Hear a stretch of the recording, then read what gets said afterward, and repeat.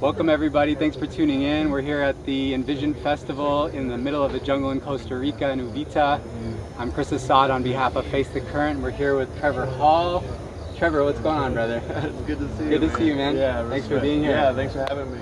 How's your festival experience so far? Yeah, it's good. I mean, we got in the night before we played and just kind of dropped in and kind of went, right into it last night on the Soul stage, and then today kind of got to ground out a little bit more and see a little bit more of the ground. So it's been a great experience. Amazing. Yeah. So just touching on what you spoke about, there's a lot that goes into showing up for something like this. Yeah. Bringing your best self forward, Right. and there's a lot of grinding that goes on, and I'm just curious if you could share a little bit about what you do to maintain your center within all of that, and how do you just keep yourself going? Yeah. Well, I think it just kind of comes down to like the person, like I think some people really feed off stuff like this, and it gives them the energy and it gives them what they need to kind of continue throughout their oh yeah, that's a good, yeah. Tawny putty. Rewind. I think it kind of depends on the person. I think that some people, they like thrive off stuff like this, and it gives them the juice and energy they need for, whatever their life or their year ahead. And then you have people that are kind of like more introverted, I think, like myself. That you got to kind of just take your time and know your boundaries and know what you need to kind of refuel. And for me, it just comes down to like just trying to find that alone time and that quiet time just to tap in, and whether it's a little bit in the morning or even when I come back at night after a show, even if I'm wiped, just trying to like take a few moments to just tap into my breath and my body. But yeah, I think everybody's different, and it's interesting because you do get that jolt of like Shakti from playing live, and it takes time to digest it for me. So for me it's just about just getting quiet and knowing my limits and trying to I think it comes down to sometimes you got to be like a little strict with yourself. Yeah. You can't be too nice and go here and there and blah blah blah. You got, no, this is what I need right now. So Yeah. It's a process, really. It's a learning process. And you've been at it for a while, so but I still feel like I have no idea what's going on. Fair enough. Actually, one thing that I really appreciate about you, there's a lot of depth in your music. There's a lot of, spiritual messaging, and the lyricism is really intentionally crafted. And at the same time, having seen you play a lot of times, I see that there's an element of you not taking yourself too seriously. You don't shy away from, teasing your audience at times, Right. like when people are heckling or saying silly things. Right. And so, where is the balance point for you in terms of being a messenger and having this high level intention in what you put into your music? Right. And then also, bringing that understanding that everyone's at their own different point on the journey, and not, not wearing it like a badge. Yeah. Well, I mean, I can only speak from my own experience, Yeah. And I am like a really intense thinker. I'm very hard on myself. I'm very, it's intense in there, Yeah. And for me, it's just medicine for me to remember to play, remember to return to my childlike nature, the ones that I'm inspired by, whether they be different saints or yogis or other musicians, I find that in their spirit they have a very childlike nature, and that's the thing that really moves me as a person. There's something special about that, and I think just for myself, because I get so rigid, I get so tough, I get really kind of down on myself. That space of humor and wonder and kind of playfulness is very divine, and so I don't think that it's like one or the other. I don't think like you have to, if you want to be like a spiritual person, you have to be like all like, ooh, like, I mean, of course you can do that, but that's not the thing that turns me on, I guess. Yeah. So for me, it's really just about like that's kind of like my medicine, and it just, it's like a soothing balm to, from my head and how intense it is in there, just to kind of remember to play remember you are a child of the Divine Mother, like, you know.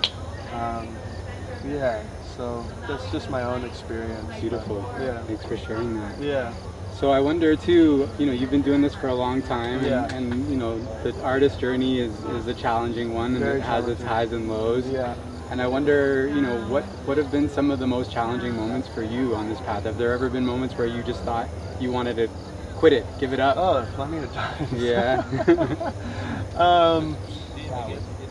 The most challenging moments, I think, I mean, really, in truth, like, it's a blessing to be able to play music. Of course. You know? Yeah. And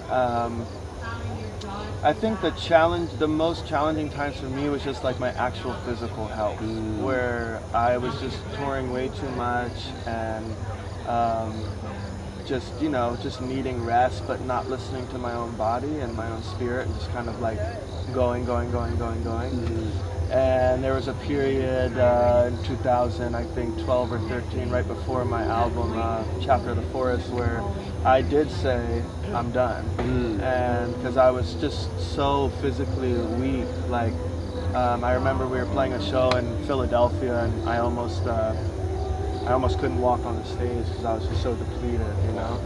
And yeah, I think that was just the biggest kind of lesson for me, was just, or the hurdle, I guess, in this whole journey. And I said I'm going to stop, and I said I'm not putting a time limit on it, and I don't know when I'm coming back, I don't know if I'm going to come back, but I'm just going to rest. And I took like a whole year off, and I just kind of went up into the woods and rested, and then slowly it came back. But I mean, as far as hurdles, you know, I've been dropped from a record label, you know, like I've had to, you know, at a young age kind of step into like a grown-up role, which was kind of interesting, you know, being so young.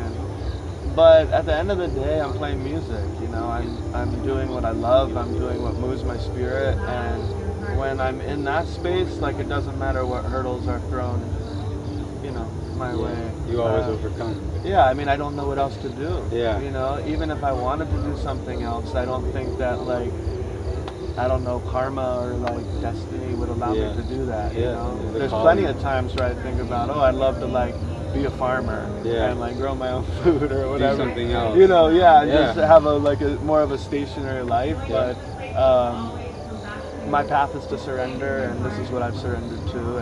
And if the time comes when it's over, which it will be at some point, I know that I will feel that in my body 100%, and I'll be okay with that and surrender to that. Yeah. Amazing. Yeah. So music is medicine for you. Music is a blessing.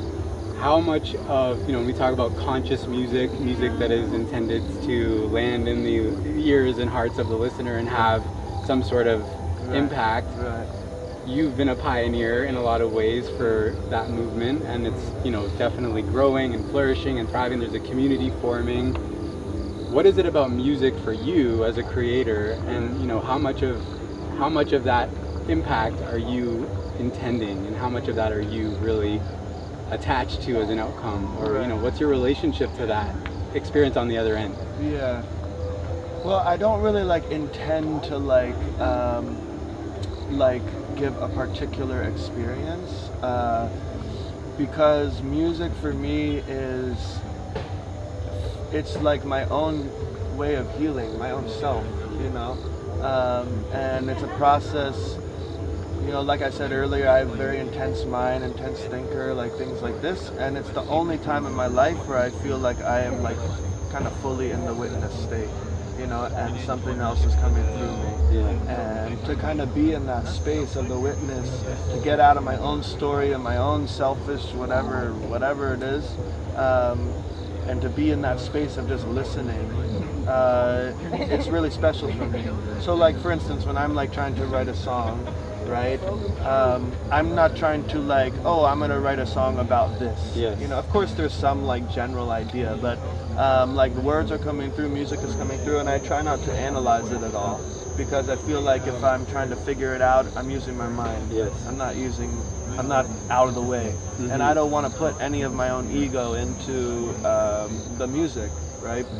And that's what music is for me. It's that place where I can, again, step out of myself, and that's really healing, you know? Right. So to kind of answer the second part of your question, with that being said, like, I don't intend for any message to be like portrayed, because I want whatever that space is, you know, I want that to flow freely and untainted through my own being. So that's the intention. Yeah, I mean, I guess that is, that is the intention for sure, you know? And, which is beautiful. yeah, I mean, it's not that I don't like admire like other music that is written about a certain I mean, of course, the music's written about certain experiences in my life, but I'm talking about that actual moment when the song is coming through, you know? Yeah. So like at our shows, like, or when we're playing live, like if somebody is coming to get like a healing, like spiritual experience, I hope they get that. If somebody's coming to party and let loose, they have a 9 to 5, whatever, like I hope they get that, you know. If somebody just wants to dance, you know, and that's the most amazing thing about music, is the same song, you know, it's going to go to all the different individuals in the way that it needs to go, and you're not in control of that. I can't make somebody feel happy with my song, you know. I can't make, you know, that's just my own, I guess, interpretation of the process. I love it. You know, whenever I do try to like kind of think of a song and like write, like, it's hell, because, you know, it's just like you're reasoning so much, and, you know, there's songs that I've written that I don't even know what they're about yet. And it may not have, like, sometimes, you know, a year later, 2 years later, those I'll be like, oh my God, that's what that is about. You know? You get the medicine at a deeper level. Yeah, so that's just my own kind of process, but that's the glorious thing about music, is you can go at it whichever way you want to. Amazing. You spoke a little bit about ego a second ago, and I just also want to tune into conventionally and the way that music is shared and consumed. There's often this thing where people are in the audience and the performer's on stage, and there's this sometimes tendency on the part of people who love music or love what's coming through to put that person on a pedestal or, you know, relate to them as if they're holier than the audience members. How do you mitigate that? How do you deal with that, you know, that energy that's coming towards you, and engage people at a level that's more about unity, which is a, you know, strong message in your music as well? I just try to act normal.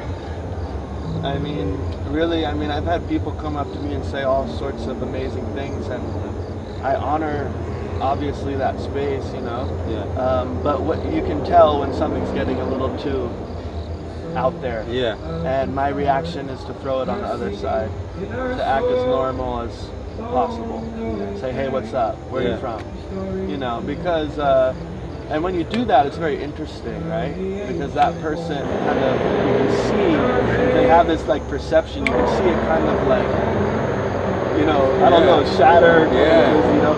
So I just think it's important, you know, and I think it's a responsibility also of the fans to remember that everybody is a human being.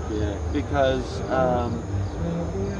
if they are, you know, you can have the strongest person in the world, right? You know, whatever, but if people are just pouring it on, it's going to affect them eventually.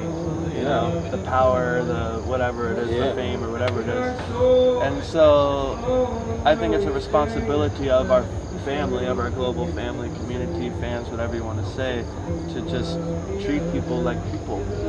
You know, just treat them well and relate to them on a human level. And I mean, my reaction is just to throw it on the other side. It was always taught to me. And I can't do that. I don't know how do I act like I can't do that, you know me, right? We're friends, like, it's just, I couldn't do it. Some people are good at it, I'm not good at it. So I'm just like, oh, screw it, I'm just gonna act like myself, you know? I love it. So you're currently touring another leg of dates for the Fruitful Darkness. It's your most recent release. It was an independent release for the first time in your career, as far as I understand. And I know that a lot of real life went into making that record. Can you share a little bit about that? This album, was special for a few reasons. I mean, one being that it was an independent album, and we got to kind of build it with our fans. You know, we crowdfunded it, and they really showed up like so immensely for us, and that was a beautiful process to kind of build it together with our community. And then kind of on the artistic, I guess, inspirational side, I was going through, I really got into astrology kind of right before this album. And I was going through something in astrology called the Saturn return, which everybody goes through from like 28 to like 31. And it's a period when Saturn returns to the exact position in the sky of like when you were born, right? And so Saturn is the planet of life lessons, so it can be kind of an intense time of learning. It's generally not like super easy, right. But if you can kind of hold on and kind of like really like tap in, you can really get some of the greatest like lessons and fruits, I guess, like of your life, you know? So everybody's Saturn return is kind of different because everybody's Saturn is in a different place, right, when you're born. So my Saturn return was really kind of about self-discovery. Like that's kind of the thing I'm obsessed with, is knowing my highest, innermost self, I guess. No big deal. Yeah, no big deal. Of course I chose that one. And so it was just a really interesting period. You know, the darkness for me doesn't really represent like evil or anything, right? The darkness kind of represents the undefined. That's how I look at it. And I feel like as a people, especially as a Western culture, we're so obsessed with knowing things, right? We're so obsessed with explaining things, analyzing things, because I feel like the more we do it, the more we feel like we're in control, right? And we want to feel like we're in control, you know? And the things that are kind of undefined that we can't give an answer to, we just ignore them or we push them away, right? But I feel like if we're able to turn towards those places, if we're able to turn towards those undefined spaces within our own selves and not try to figure them out, just sit with them. Don't ignore them, just sit with them. Invite them in, ask them questions, you know, and learn from them that those are some of the greatest fruits, the greatest lessons, realizations of our lives. So that's what the Fruitful Darkness is kind of about. It's kind of my own journey of turning in and trying to not push away the dark, and kind of just sit with it and see what it, I guess, gives you. So yeah, this we're about to head out on tour. It's a big tour for the Fruitful Darkness. It's called the Moon Sun Tour. And it's about a month in the States, and then we finish in Australia. We're really excited. Amazing. Yeah. Last thing I'll ask you about, talk a lot about the West. You're, East Coaster, but Western world. Yeah. But you have a love affair with the East, Right. and you travel there a lot when you have time. And Right. I'd love to just know a little bit more about what that means to you, the significance of your relationship with those people. Yeah. I mean, that's kind of like the roots of my life, you know. I'm from South Carolina. Like, I had no idea how I ended up in India and being inspired by India. How did you? I was just, went to an art school for high school, boarding school in California. And while I was there, I had a teacher that was kind of into the Eastern religions and spirituality. And I got kind of inspired by him. And then I had one of my best friends, Sam Marcus. His father and brothers were in India in the 70s with a very famous saint, Baba. And it was kind of through them that the journey kind of started. You know, I just got attracted, and then I found myself in. And then when I graduated high school, I ended up moving into a ashram in Southern California, the Kali Temple. And it was through them that I went to India for the first time, because they go to India every year. And I just landed, and I was like, this is it. I just felt it, and I couldn't keep away. I just would keep going back every year. And the more I went back, the more it deepened. And I think it's, it doesn't matter where you get the hit, right?